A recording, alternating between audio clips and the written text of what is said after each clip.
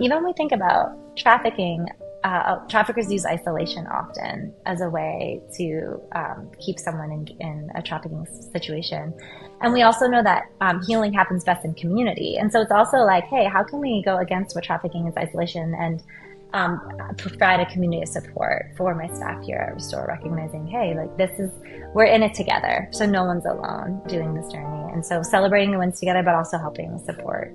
And I feel like that in itself, when we think about, the objective of growing a business like Restore NYC, it's not to make an impact this year, but it's to keep this fight going as long as we possibly can. So you guys have time for your incremental wins to build momentum into impacting the community. But that's a really tough mindset to kind of tap into today, especially when it seems like there are so many problems and so many opportunities for us to help. How do you kind of stay grounded since you started doing this work in 2009, how have you been able to keep a mindset that continues to push you forward? Is it all the small wins, or what does that look like? Yeah, that's a good question. A lot of trial and error, a lot of like not doing it right and feeling burned out or tired.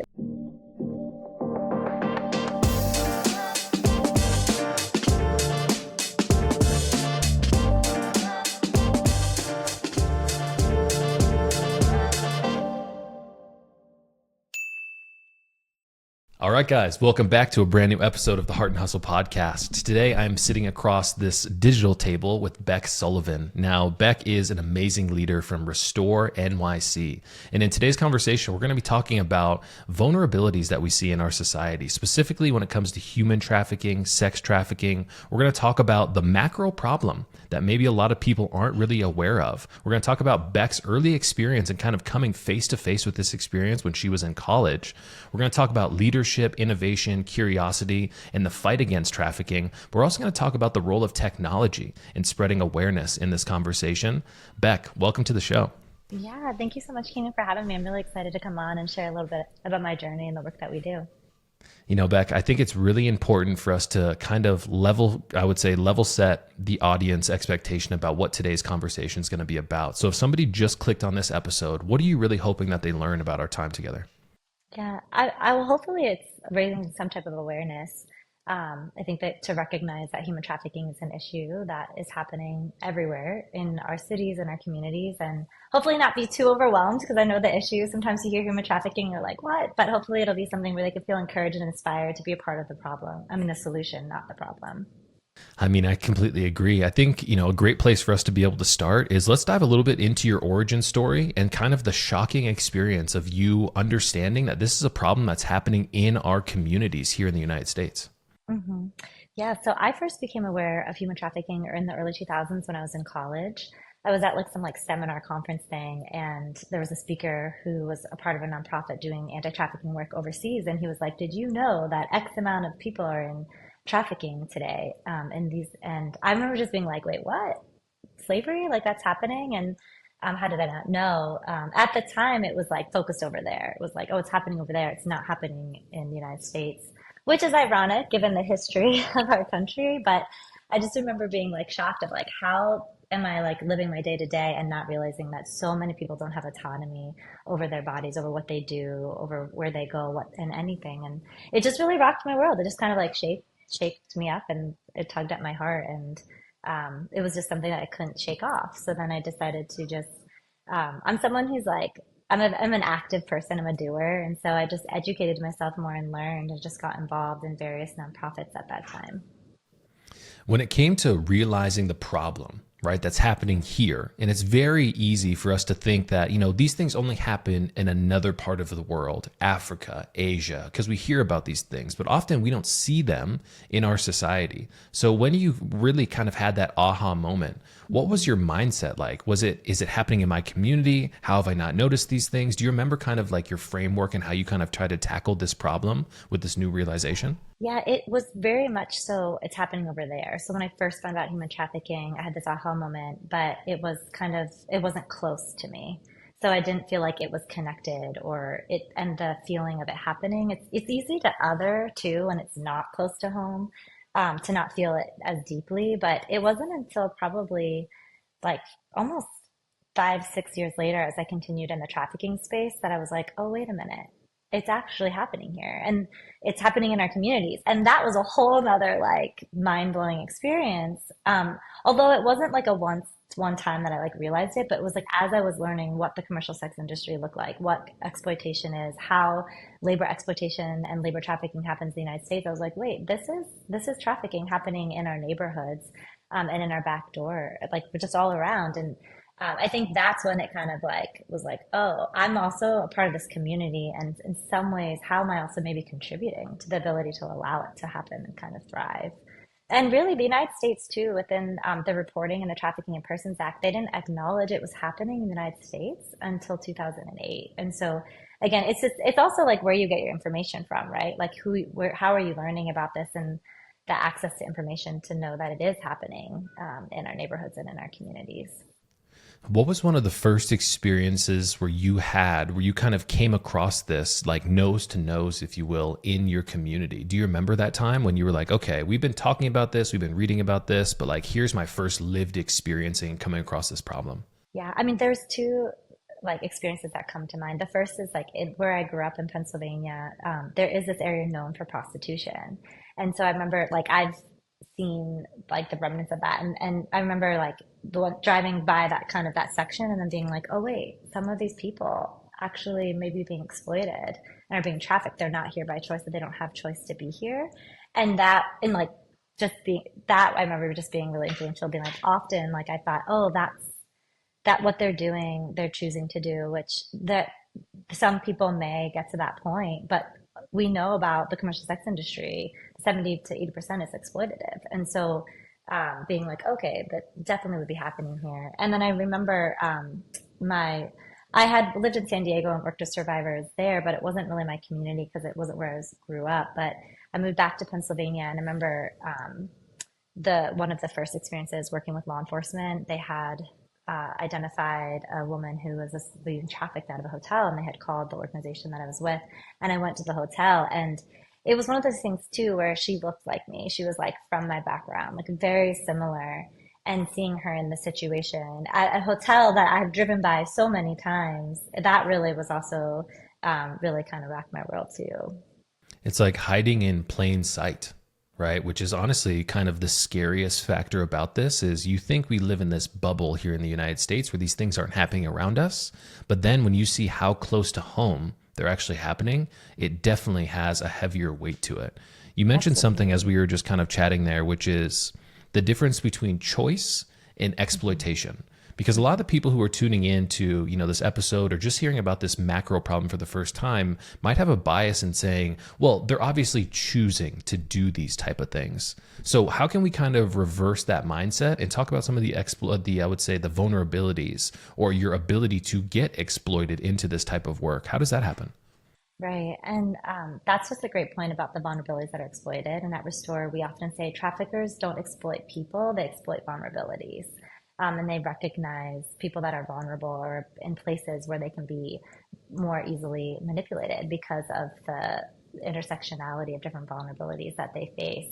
I mean, I think when we talk about choice, you always have to have two viable options. And so like asking yourselves, do those people have viable options for stability? And what we do know about trafficking survivors that if we talk about human trafficking, we have to talk about the reason why people are trafficked in the first place, and not even just personal micro vulnerabilities, but macro systems and oppressive systems that are in place in the United States that may have people become vulnerable to being trafficked. I mean, at Restore, 90% of the people that we serve are people of color. I'm talking about the lack of access and resources that they have and the discrimination and racism that stems into this. As well as we also know that for youth that are child trafficking survivors, 70% come from the foster care system. So again, talking about that vulnerability of having a sense of belonging or having their needs met or having a community of support around them. And those are just some of the vulnerabilities that we see. I was having a conversation with another leader the other day, and we were talking about the idea of principles. Now, one of the biggest problems that we see in community-based organizations is the people who are a part of an organization will often speak principles to the people that they are serving. And a good example of what we're talking about is, 70% of the children that are coming from foster care systems. 90% of the people at Restore NYC are people of color. Now, when you come into an environment and you try and say, well, I mean, there are other opportunities for you to do things. You don't have to be, exploited, or these vulnerabilities shouldn't exist. Do you think there's a disconnect between people who maybe come from an established middle class lifestyle that don't understand some of the real world challenges that come along with living in some of these environments, an unstable home, coming out of foster care, being a person of color where you have systemic issues that completely discriminate against you? Mm-hmm. Do you think there's a disconnect in trying to meet people where they are often to understand the context of how something like human trafficking is even possible from their upbringing? Yeah, absolutely. I mean, I think there's a mix of just not being able to understand in the sense of the nuances and the challenges and the barriers that people actually do face, as well as again the the ability to just be, if you're not exposed to it, how would you know? And so a lot of it is just education. And even like immigration, 60 or actually 70% of the people we serve in our core services are immigrants. And so even talking about that, when we think about labor trafficking or trafficking and how traffickers can target like their lack of maybe having work authorization or access to benefits. And so someone who has not moved to another country and has not tried to navigate the systems and understanding your rights in another country, let alone if it's not even in your native language, might have a harder time being like, well, can't they just go to the cops? Because maybe they in the United States trust law enforcement in a different way. And maybe they don't, and we know our rights living in this country versus people coming over that are told by their traffickers, if you go to law enforcement, they're going to arrest you, they're going to deport you, and like all of those lies that are wrapped into it. So I think a lot of it also just comes from lack of like experience, but also knowledge and education, because all of us can educate ourselves to understand more about how systems of oppression are still existing in today and what it's like for someone to navigate that. Do you ever worry about, and this is kind of like on a macro issue that's on the front of my mind right now, do you ever worry that fighting against such a huge problem that impacts so many people is extra difficult because we are constantly, people who are privileged enough to give energy and extra resources towards a problem like this are often distracted by things like their phone, social media, the things that keep us head down in environments like we're walking through our community and maybe we don't even see the vulnerable people who are being taken advantage of in a local hotel like we talked about in San Diego? Mm-hmm.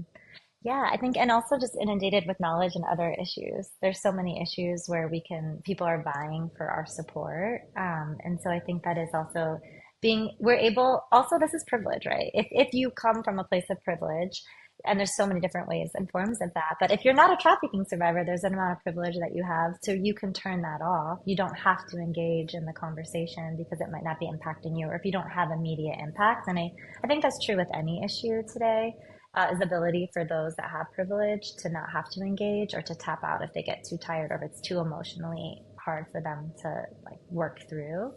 And then I do think, yes, we're easily distracted, because also the journey, we at Restore, we provide aftercare services for survivors. And so we're with them for the long haul of getting them back to the place where they want to be within, or to a new place of independence. And that's a long journey. We're talking on average 2 years that a survivor is working with us. And so even just that, like, not just for people to be bought into being like, hey, this is a slow and steady race that we're running, and that not being able to see possibly instant results on even, and also just prevention and ending trafficking as well as the restoration of a survivor. When it comes to, you being a leader of Restore NYC, how do you keep your team motivated to continue to keep fighting this problem when we don't have those instant gratification wins that we're so used to in other areas of our lives?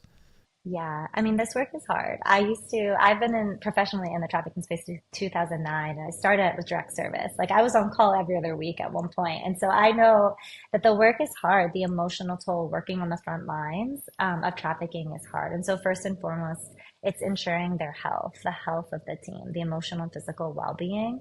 And so as a leader, this is a passion of mine, ensuring that we're a trauma-informed organization. And so like policy things, like we have unlimited health time. We call it health time, not sick days, because it can just be to promote health. And also if it's a mental health, you had a really stressful situation with a client, you can take the afternoon off. So looking at it from a policy perspective. And then also I think in general, just how do we create inspiration and motivation for our teams? And especially in the trafficking space, when there's, so many like big barriers and challenges that are faced. We don't want to minimize that. And so, and at the same time, we can hold that with celebrating the wins, celebrating the small and big things. And so we have like a ring the bell. We have a bell in our office that when something happens, we ring it so we all can engage. That collectiveness, I think, is really key. So providing support for them, recognizing that the small things are big wins, and then making it collective. Even when we think about trafficking, traffickers use isolation often as a way to keep someone in a trafficking situation. And we also know that healing happens best in community. And so it's also like, hey, how can we go against what trafficking is isolation and provide a community of support for my staff here at Restore, recognizing, hey, like we're in it together. So no one's alone doing this journey. And so celebrating the wins together, but also helping support. And I feel like that in itself, when we think about, the objective of growing a business like Restore NYC, it's not to make an impact this year, but it's to keep this fight going as long as we possibly can. So you guys have time for your incremental wins to build momentum into impacting the community. But that's a really tough mindset to kind of tap into today, especially when it seems like there are so many problems and so many opportunities for us to help. How do you kind of stay grounded since you started doing this work in 2009? How have you been able to keep a mindset that continues to push you forward? Is it all the small wins, or what does that look like? Yeah, that's a good question. A lot of trial and error, a lot of like not doing it right and feeling burned out or tired. We talk about it often too. I talk about it. It's like, it's not if you experience secondary trauma from this work of burnout. It's like, it's a spectrum. And not saying it's so binary, and it's when. And so just normalizing that there will be moments where you do feel overwhelmed, or you do think it's too much, or you're ready to stop, or you need a break, which is okay. I think that normalization is helpful. But for me, I've learned a lot of it's around boundaries, just setting really good boundaries. Like, it's not that we're saying it's work life. I don't believe in that like complete split. I believe more in a holistic integrative model, but knowing for me what that looks like. And so like meditation is huge for me, yoga, staying active, taking care of myself, and prioritizing that, I think, has been key over the years for me. And it is something, again, that as we talk about any type of helping profession, the importance of like, we can only provide a level of care that reflects the level of health that we're at. And so just being really honest and having space to prioritize that, I think, is key. Do you ever think about that as kind of like the dark side of the mission? I brought this up in multiple other podcasts with different leaders who are in the helping professions, because it feels like if I don't show up and make a difference today, nobody's going to have help. But that element of establishing really good fundamental boundaries for yourself is kind of going back to my earlier point of that long-term sustainability. And I think that would be very challenging, especially when, you have team members who come onto the team and they're super excited to make a difference and they want to dive straight in. Being able to reel them back and say, hey, listen, I know that we want to try and tackle the world here, but if we're going to make the impact that we are trying to, we have to be sustainable through this. That's got to be a tough balance. Yeah, I think so much of that as a leader, you have to model it. And so I think the pace that I set as a leader, or what I show my team as my pace, I think is really key to that as well, to allow things to not get done. This work is never done, but you have to finish sometime. At the end of the day, you need to finish at a point. And so I think just like modeling that and recognizing, holding its attention versus, like this is the nuance of the work. And it is the dark side. I've never called it the dark side, but it really is. And naming that, like, there is an element of that where this work is hard, and it does impact you. And so that's how can we help minimize that and recognize it? And then also, it's so individual. I've supervised so many staff through the years, and I had one staff in supervision. She'd cry every time, and she'd be like, I promise I'm okay. Like, I can do this work. And I'm like, no, absolutely. Tears aren't bad. And the day you stop crying is the day I'm going to get concerned about your health. And so recognizing that everyone has different ways to process it, and just to create space in an inclusive, that's another, like, creating a nonprofit a team that there's so much inclusivity of what that looks like, and allowing space for people to show up how they do, to do how they need to handle the ability to work in this field. We're talking about the concept of flexibility here. You know, one of the things that I've really appreciated is great leaders that have a solid vision on where we are going, but they are flexible on the path in which we kind of get there. Have you found yourself having to adjust the path or the course in order to be able to abstain, or I would say, sustain the path of what you guys were going towards? Like, we're going to do these things, but this isn't working. My team's not able to establish boundaries. We have to change up the way in which we're approaching this problem. How have you kind of thought about that element of flexibility and experimentation? Yeah, I think that's key in this field. Always ready to be innovative and flexible in our approach, not only in how we manage the organization and help support staff, but also in the actual services we're providing to survivors. But I think from like a staffing leadership perspective, I think that's just really key. I mean, one example that comes to mind is we have an on-call 24/7 team, and it used to be staff that worked as counselor advocates. And so they were on call 1 month out of like 3 months out of the year. But we realized that like over time, like that the ability to not turn off your like work at the end of the day and have to be on call was like it was increasing burnout within staff, and staff were just saying like this is not helpful. And so I know this is a small way or like a more very clear way, but we decided to contract the on-call team and have the on-call team be separate from full-time staff. So, and then listening to the staff. And on my background being in the trauma field and working in clinical space, like that, so much of, I think I've learned that through working with survivors, because they're the experts of their lives. They know what they need, and we have to be so flexible. And what we might say, hey, like we work with a survivor and this is the plan, like she wants to get a job and this and this and that, but then a couple months in, she has health issues or things need to change. And just always being flexible has kind of been baked into my work and how I've like seen the work. And so I think I've just translated that into leadership. And the mission is constantly changing, right? Depending on, the culture of the environment, our political sphere, how people are talking about certain things, I think is really important to recognize. We have to be flexible as leaders in order to keep our team moving and be agile enough to continue to fulfill on the mission. One of the things that I wanted to bring up was, have you ever had to reestablish expectations for the work that your team does? I was reading an amazing book by this guy named Kevin Kelly, and he said, the greatest leaders often find themselves at a crossroads where you have to lead by letting others know what you expect of them, which may exceed what they expect of themselves. Give someone a reputation that they can live up to. What do you kind of think about that? Yeah, I think that's very powerful. Again, kind of that modeling idea of like setting the expectation of what this looks like.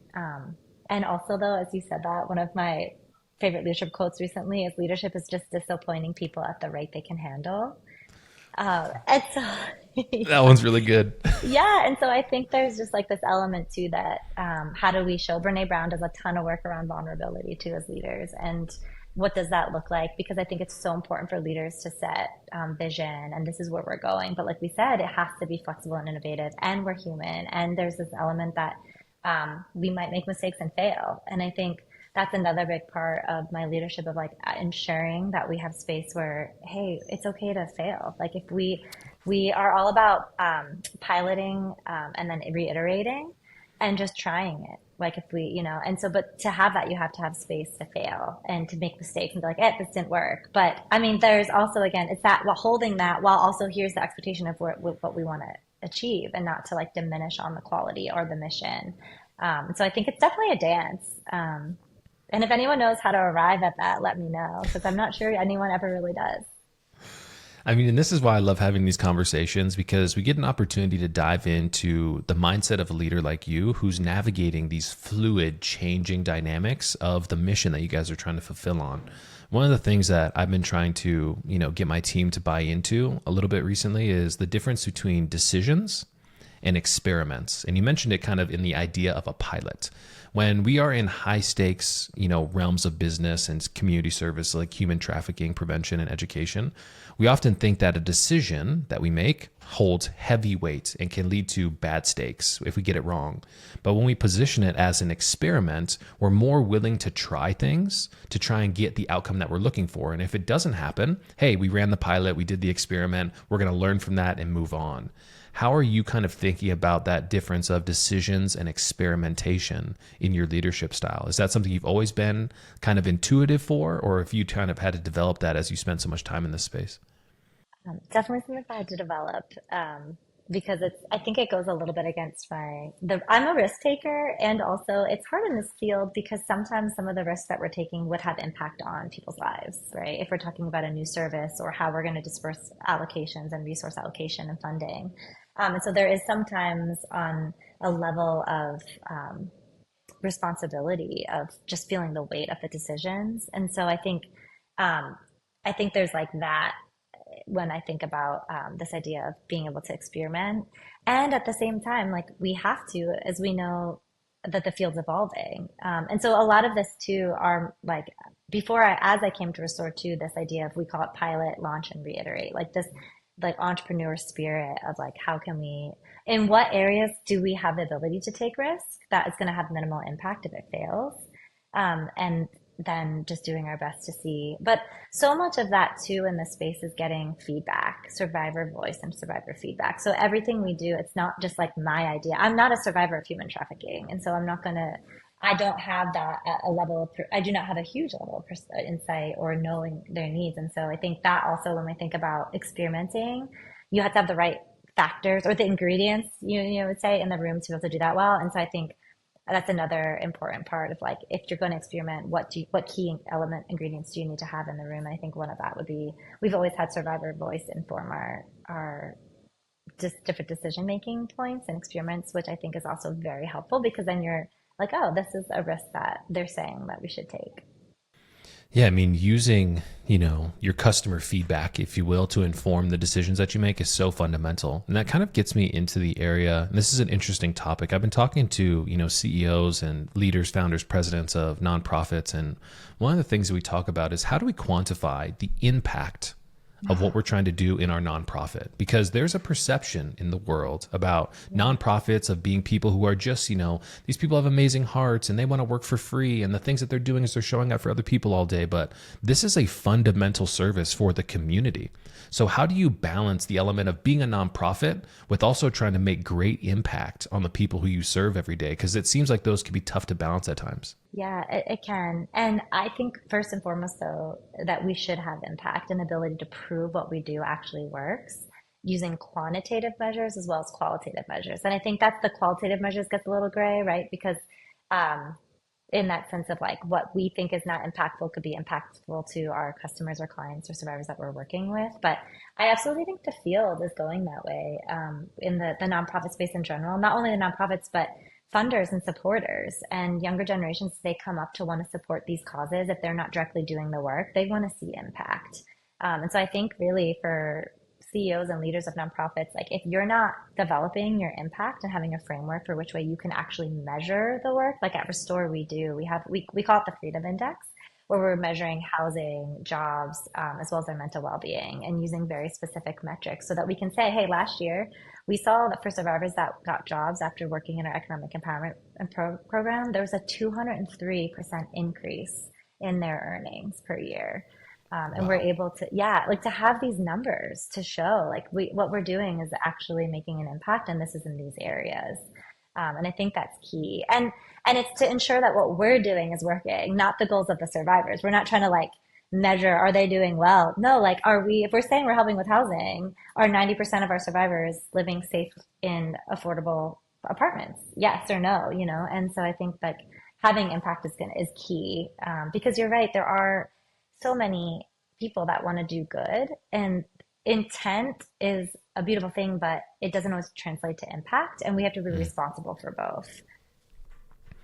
I want to talk a little bit, we talk about the younger generation. Now I think about me being somebody who was younger. I had different types of motivations than it seems like today's generations do. And when it comes to the work that you guys are doing at Restore, I think about your role as being somebody who is not only a face of the organization, but can also articulate the vision of what you guys are doing to attract the next generation of great leaders and great people who are going to have a huge impact in the communities that they serve. How are you thinking about motivating the next generation of highly impactful people who want to be a part of an amazing mission to be able to attract them in the landscape where there's so many other attractive things to be doing, like Instagram? And we joked around last time in our conversation about being an influencer. How do you kind of think about, your role in inspiring this next generation? I think a lot of it is creating space for them to tap into what motivates and inspires them, right? And so like being able to articulate and communicate, like you had mentioned, our mission and our vision and why this matters, and people opt into that, right?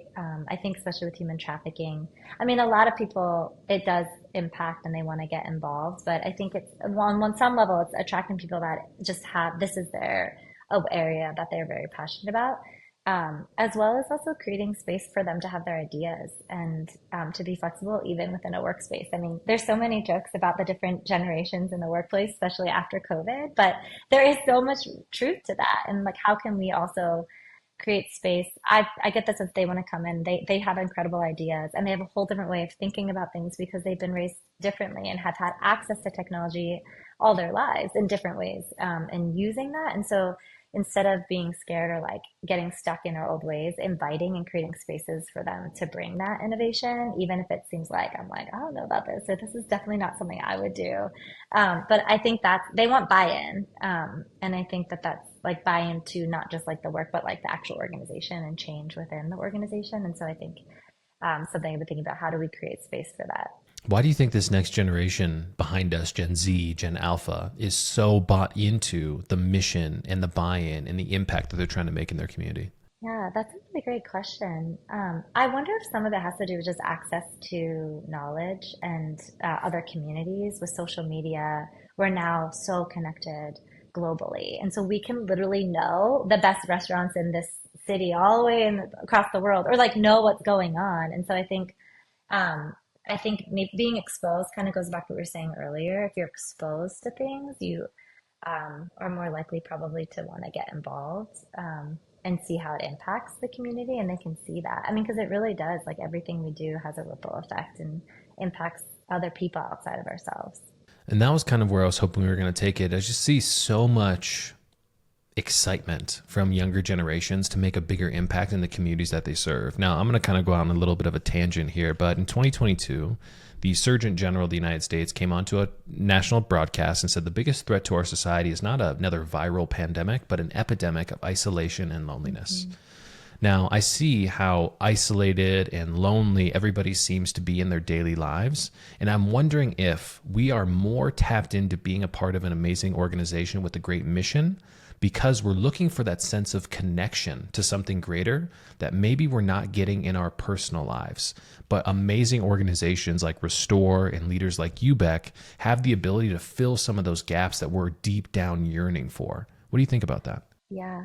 Yeah, that's an interesting thought too, of how even though we're so connected, we're also seeing depression and increase and loneliness, especially in youth. I mean, September is actually Suicide Prevention Month, and that we are having like an epidemic of suicide with youth, and we're seeing a lot of poor mental health that we're connecting to the social media and connection. And so, yeah, it could be a way that they are fighting against that by getting involved in something outside of themselves. And I think, I mean, again, we know healing happens best in community. And when you feel it's a spirituality we're talking about now too, right? Being Yes. connected to something greater than ourselves. And I think that's key to humans. Like we all are spiritual beings. And so I think that's just innate in us. And maybe this is one way that they may be more sensitive to it. And I think we also have done a better job as a society being able to create space to allow for these types of conversations and these deeper desires or yearnings, or being able to name. We don't have to keep up a front of, like, they're just very raw, I feel, as well, and open. They don't filter. At least not their words. Maybe they use filters in their pictures, but not on how they present. And I think that is a beautiful thing as well. But maybe that also creates more space for like a collective, like getting behind an issue. You know, we have a huge prevalence of the use of social media across all generations today. I want to talk a little bit about the role of technology in, the anti-trafficking efforts, But before we get to that, let's talk about how social media might be used to, indoctrinate people with ideas. I hear the term grooming happens a lot on Hmm. social media and different platforms like that. So what should we be looking out for people who are tuning in to be like, okay, I need to be aware of what's happening on these social platforms with a little bit of a curious eye so I can recognize, threats or types of behaviors that maybe I should report or just be more aware of. What does that look like? Yeah, absolutely. I mean, traffickers use technology all the time and are kind of a step ahead, in the use of technology for bad. But we definitely see social media as a recruiting platform for youth and young adults. It's on uh, so many different types of applications, but it can, we've seen that time and time again where a trafficker is posing to be someone else or just connects in a chat, and without, I think that as if you're a parent, I think there's so many resources to educate yourself on how you can help create safe guidelines around the use of social media to ensure that's not happening. And traffickers also use technology and social platforms to recruit through labor trafficking too, as well. Like, oh, here's a job. There's a job available for job postings. With technology, you just never know really who's behind a post or social media, I should say. And so, traffickers use technology in that way. I think we have to hone a skill set, right, of being critical thinkers. Because I've heard so many stories about job postings or, like simple ads are put out and things like that. And these things happen right in front of us, but we don't understand the motivation behind these things. We've been talking a lot today, a little bit about sex trafficking. I want to talk a little bit about labor trafficking because this is something that I feel like people should be really aware of. And I was exposed to this in my life through the simple stories that my parents would tell. And until I started talking to leaders like you, I didn't realize that they were talking about labor trafficking. Now, my family is from Eastern Washington in a place called Yakima, which is like an agricultural mecca. Apples, cherries, everything comes from there. And my parents used to tell me stories about like, yeah, we'd have these kids who would come up from Mexico. They would be in our school during the year. And then the second half of the year, they'd be gone because their families would leave and go back down to Mexico. But what I'd find is they would tell stories about how these families would live in these tin huts on the orchards. Then they would live there and the kids would come to school and their families would work in the orchards. I never truly understand the element of labor trafficking. So can you paint the picture of what labor trafficking is, maybe beyond my story? Yep. So labor trafficking is the use of force, fraud, or coercion for some type of financial gain. And so labor trafficking can look like a lot of different things, like the story you told, agricultural, working on farms, fruit picking. And it's with that, they often are working crazy hours. They're not able to come and go. I mean, they're out of sometimes psychological coercion, of fear, again, of being, if they're immigrants, being like arrested or fear of deportation, and they don't have access to other resources. And so so labor trafficking would look like that, but it depends on where you live in the sense of the different industries that you might see. I live in New York City and we don't have agriculture here, in that way, but labor trafficking here looks like domestic servitude or cleaning services, the restaurant industry, hospitality, where they're forced to work long hours, they're not getting paid. They don't sometimes have communication to other people. Another really big industry of labor and sex trafficking is the illicit massage industries and parlors. And so for every Wow. Starbucks in New York City, there's two illicit massage industries here. And so yeah, it's mind blowing when you think about it. I mean, it Whoa. literally is hidden in plain sight. But they often sometimes are sleeping in the same place that they're working as well. There's no protection. I mean, like they're experiencing violence from customers, and they're again forced to perform massage and or sex acts. If this is such a big, obvious problem, then why does this stuff continue to happen from your unique advantage and kind of where you sit in New York City? 2 to 1 for every Starbucks. So what's Yeah, going on? And why are we not seeing more news and, people yeah. talking about this big problem? Because it seems like it should be a lot more obvious. Yeah, there's a lot of different variables. One is just the demand. Like we haven't talked about demand yet, but there's a reason why labor and sex trafficking exists because there's a demand for it. And so that's one angle you could look at it as like the demand for sex or the demand for cheap labor. That's a whole other thing. But I think also just it's really a complex issue to tackle. I mean, if you think from a legal perspective in law enforcement, we used to actually work with law enforcement here to go in to these illicit massage industries and offer, not arrest the individuals there, but provide support.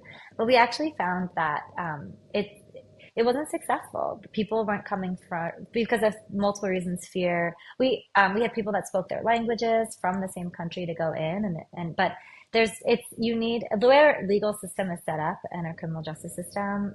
It's really hard. It's really hard um, to address this because you often need a survivor testimony as well if you're going to press charges, or like, what are you going to do? Are you going to arrest the person but then not have any evidence, or have a survivor or someone be able to testify? And so it's complicated and complex. And also, like, in some ways, if you know again, if we want to take legal action, having law enforcement go into any industry of sex trafficking can actually be traumatic for the survivors, especially if they're not ready to get help or if they don't really fully understand the situation. And so we just it is kind of those things like, what do we do, and I know, so we've also worked with local DA's offices to go at it from like a building inspection way. There's so many different ways you can tackle it, so maybe not getting them on labor or sex trafficking, but are they to code? Like in New York, you need a license to practice massage.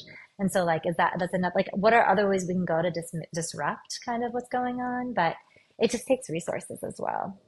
And I know that, this kind of goes back to my point of like, there are so many societal elements that are coming to create opportunity for this. You mentioned demand. We talk about lack in being able to do disciplinary action. We talk about the way that the judicial system is set up. And maybe this is exactly why these industries continue to flourish, is because we don't have the appropriate way to respond to it, but we have organizations like you guys that are willing to take the slow path to make an incremental change, because there's so many things that are involved in breaking the beliefs or putting yourself on the same level as somebody who's, in the human trafficking space, because of the opportunities that creates that for them that maybe other people aren't privy to. And so it sounds like this is a long fight. And I think you guys are doing an amazing job in showing up every single day.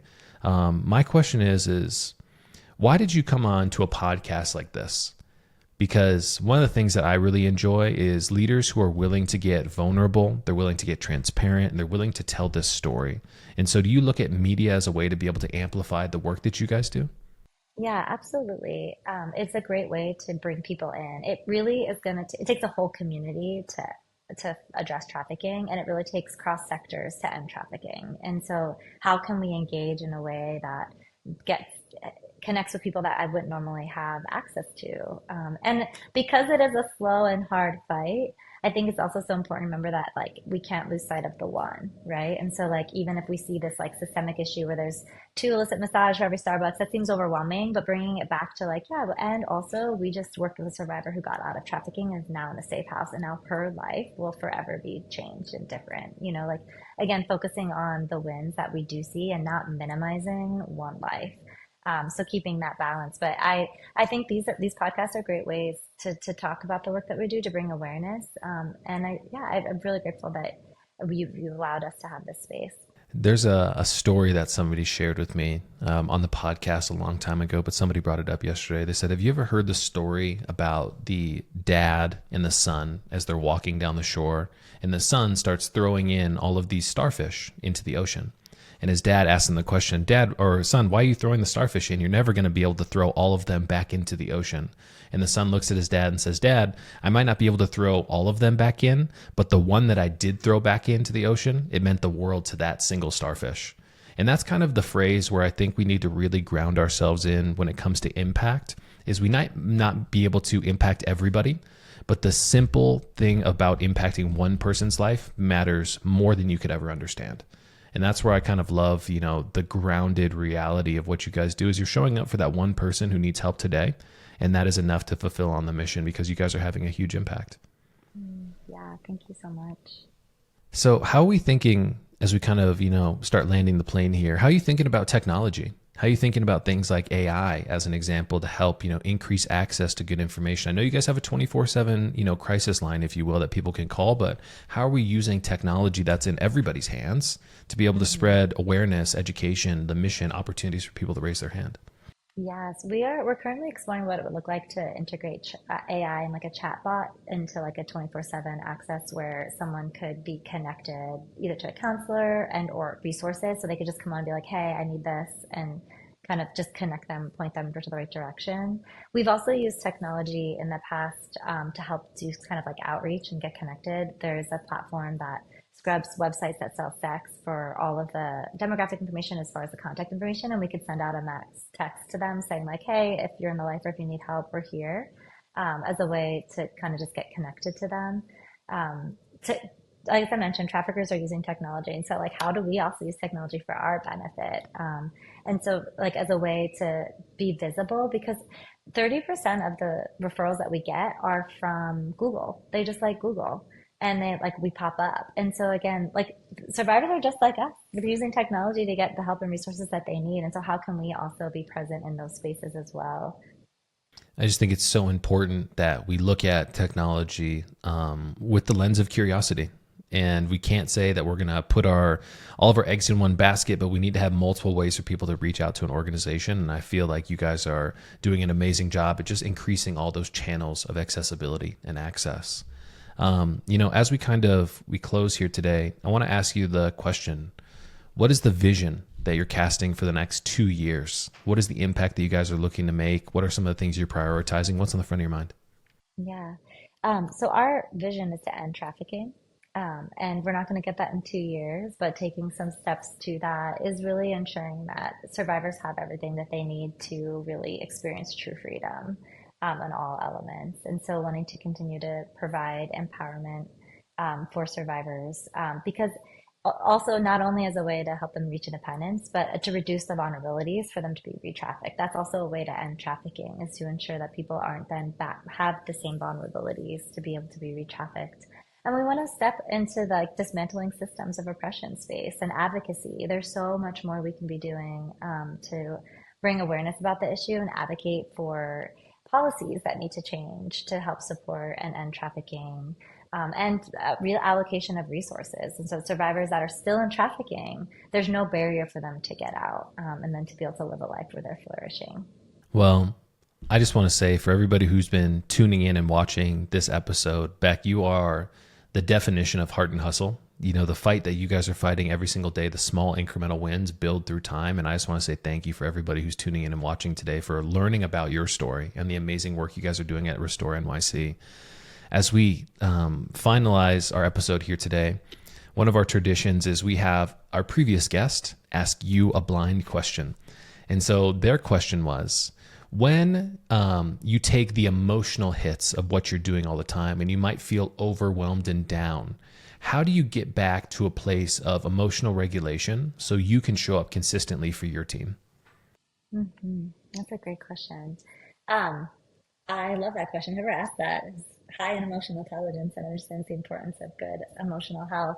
I've really been into silent meditation recently. And so literally just like the clearing of the mind. And so typically I'll just set like a timer, like throughout, I do it every morning, and then throughout the day I'll do it less time, but setting a timer for the length of time, 10 minutes, 15 minutes, and just allowing myself to be present with myself and also present with God, and just not thinking anything, not holding space, but just being, in silence. And that has been really, really helpful to in the moment too, because things come up. And so it's also like, oh, wow, that is actually in my mind. I didn't realize it. Okay, I'm going to acknowledge that, come to that later, but just try to hold that space. And that's been really, really helpful. Well, Beck, I just want to say once again, for everybody who's tuning in and watching, this has been an absolutely amazing episode of the Heart and Hustle podcast, and you are the definition of that intersection between heart and hustle, and it's incredibly obvious. How can people find more information about Restore NYC? Yeah, and thank you so much too for having me, and for those that are listening. And it doesn't stop now. Continue to educate yourself. You can learn more about Restore on our website, restorenyc.org. We have resources there, more to learn about our organization, and our social media is also Restore NYC. Well, there we go, guys. Thanks again for tuning in. That's a wrap.